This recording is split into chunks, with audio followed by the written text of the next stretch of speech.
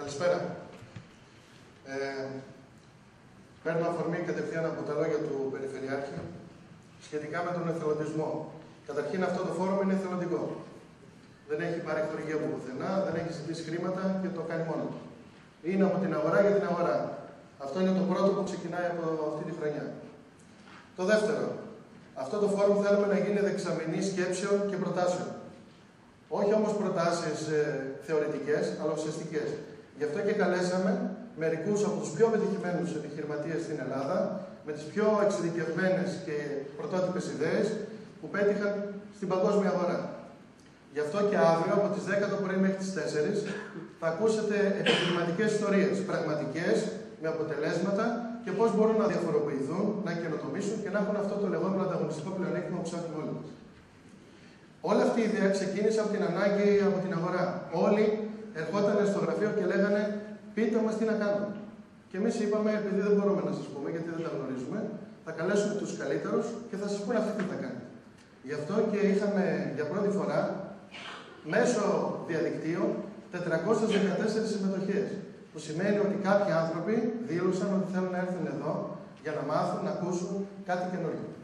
Κάθε 2 ώρες αλλάζει το θέμα, κάθε 2 ώρες και διαφορετική επιχειρηματική λύση και προοπτική. 40 ειδικοί σε 6 θεματικές ενότητες.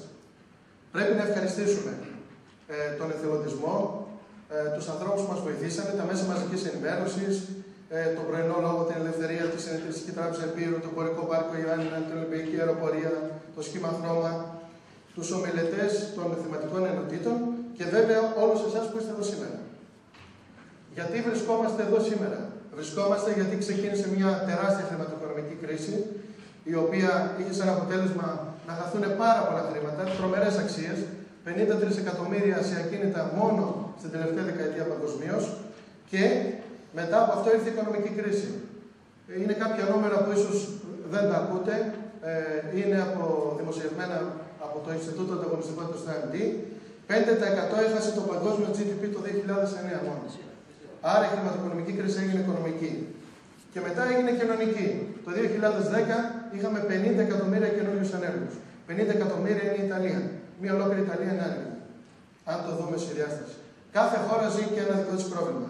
Η χώρα μας δέχτηκε αυτούς τους 3 κύκλους, αυτές τις 3 κρίσεις μαζί. Χρηματοοικονομικό, οικονομικό και κοινωνικό. Με αποτέλεσμα να έχει τόσο κακό timing, ώστε να δείχνει το μαύρο πρόβατο. Που δεν είναι. Γιατί το 2004, λένε οι εκτιμήσεις, όλες οι χώρες 20 πιο δυνατές στον κόσμο, το G20, θα έχει χρέος 114%. Όσο δηλαδή έχουμε κι εμείς. 150, μετά το PSN θα έχουμε 114. Ποια είναι η διαφορά? Καμία. Ποιος έχει τα χρήματα που αναρωτιούνται όλοι που πήγαν τα λεφτά που χάθηκαν? Οι πλούσιοι συνεχώς γίνονται περισσότεροι. Και οι περισσότεροι είναι στην Ανατολή. Ο ιδιωτικός πλούτος σε 3 χρόνια από σήμερα θα αυξηθεί 50%. Τα νούμερα είναι τρελά, 345 δισεκατομμύρια. Μόνο στην Αφρική και μόνο στην Ασία, 90% θα γίνουν πολύ πιο πλούσιοι. 47 εκατομμύρια θα είναι οι άνθρωποι που θα είναι πολυεκατομμυριούχοι, πάνω από 5 εκατομμύρια ως δισεκατομμύρια. 47 εκατομμύρια. Άρα έχουμε μια καινούργια χώρα ενέργων, μια καινούργια χώρα πολυεκατομμυριούχων. Ανισοκατανομή. Αυτή η ανισοκατανομή είναι ως εξής. 10% του πλουσιότερου κόσμου συγκεντρώνει το 84% του πλούτου. Και το ανάποδο. 50% του φτωχότερου κόσμου έχει το 1% του πλούτου. Κάτι δεν πηγαίνει καλά. Το ίδιο είναι και στα κράτη.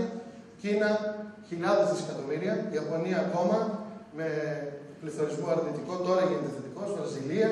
Παλιά Ευρώπη στην πλειοψηφία χρεωμένη. Τι σημαίνει ανταγωνιστικότητα? Που μιλάμε συνεχώς για τη χώρα μας και αυτά. Πολύ απλά λόγια. Αγοράς. Διασπορά στην οικονομία. Κάντε όσο γίνεται περισσότερο οπουδήποτε, σε οποιαδήποτε αγορά. Μην μένετε μόνο εδώ, στη χώρα μας. Δεύτερο, ανταγωνιστικότητα μικρομεσαίων επιχειρήσεων. Όλη η Ευρώπη ζει από τις μικρομεσαίες. Η Γερμανία είναι δυνατή λόγω των μικρομεσαίων. Ξεχνάμε τη μεσαία επιχείρηση. Αυτή που απασχολεί 10, 20, 30 άτομα παντού. Αυτή είναι η ραχοκοκαλιά. Οι οικογενειακές επιχειρήσεις είναι οι πιο δυνατές επιχειρήσεις παγκοσμίως. Μην ασχολείστε με τις πολυεθνικές. Υπάρχουν τόσες οικογενειακές επιχειρήσεις πολύ δυνατές, ισχυρές και με χρόνια παράδοση. Ευκολία στο να κάνουν δουλειές. Αυτό είναι η φράση κλειδί για την Ελλάδα. Πότε θα πετύχουμε να κάνουμε εύκολα δουλειές? Παλαιές θεωρίες. 1980. Να δουλεύεις καλύτερα. Λέγαμε όλοι. Re-engineering. Όσοι πήγανε σε business school. 1990 και δεκαετία 90. Να δουλεύεις φθηνότερα. Όλοι δίναμε τις δουλειές σε όλους. Το 2000 τι κάναμε, πήγαμε και δουλέψαμε παντού, παγκοσμιοποίηση. Τώρα τι πρέπει να κάνουμε. Θα τα πούμε οι ειδικοί. Σας τα λέω, αυτά είναι μια μικρή κεντρική ιδέα του τι θα ακούσουμε και θα μιλήσουμε. Από εδώ και πέρα πρέπει να δουλεύουμε πιο ευέλικτα και με διασπορά. Πρέπει να μάθουμε να είμαστε παντού. Ευκαιρίες. Περιβάλλον, καθαρή τεχνολογία. Αναδυόμενες αγορές.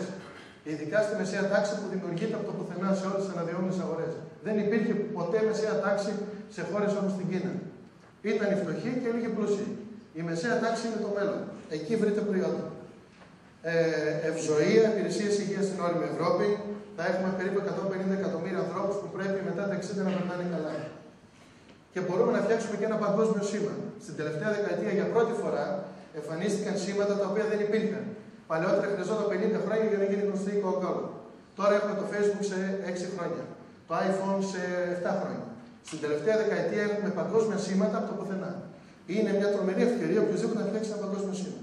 Στην Ελλάδα, πώς και πού θα σας πούνε 41 ειδικοί, 41 άνθρωποι της αγοράς, ακαδημαϊκοί, ερευνητές, ακόμα και από το κράτος, πώς και πού. Μόνο ΣΕΒ είχε μια πρόταση με 49 δισεκατομμύρια αύξηση του ΑΕΠ. Υπάρχει μελέτη στο ίντερνετ, μπείτε στο ΣΕΒ και 520.000 νέες θέσεις εργασίας. Μία μελέτη που είναι σε πραγματικά νούμερα. Στην Ήπειρο, ιχθυοκαλλιέργειες. Ας αφήσουμε το περιβάλλον και ας κάνουμε και τις δουλειές μας. Ιατρικός τουρισμός, εξωσυνοσοκομιακή περίπτωση. Το απόλυτο περιβάλλον για οτιδήποτε πάνω σε αυτά. Φροντίδα τρίτης ηλικίας και χρόνιων ασθενών.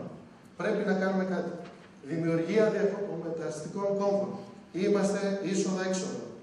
Διαχείριση αποβλήτων, ειδικά από το βορρά. Πρόγραμμα κλασικών σπουδών. Ο ιδανικός τόπος. Αρχαίο θέατρο Δοδόνης, να μην πάμε στην Πρέβεζα, Χέροντας κτλ. Κλείνοντας, μια σκέψη για το υπηρετικό καλάθι που λέτε. Γιατί ασχολούνται όλοι με το υπηρετικό καλάθι. Μία εμπορική εταιρεία χρειάζεται, η οποία θα έχει μόνο ένα σκοπό, να φτιάξει αυτό το προϊόν ανταγωνιστικό και εμπορικό με ισχυρές δόσεις marketing. Και οι εταιρείες οι παραγωγικές να παράγουν υψηλής ποιότητας προϊόντα. Και αυτή η εταιρεία, η εμπορική που μπορεί να είναι πολυμετοχική, να βγαίνει έξω στην αγορά και να προσπαθεί να πουλάει αυτό το προϊόν. Ένα άτυπο κλάστερ, αλλά με επιχειρηματική λογική και μακριά από το κράτος. Καλώς ορίσατε, σας ευχαριστώ και το λόγο στον κύριο Γιαννάκη.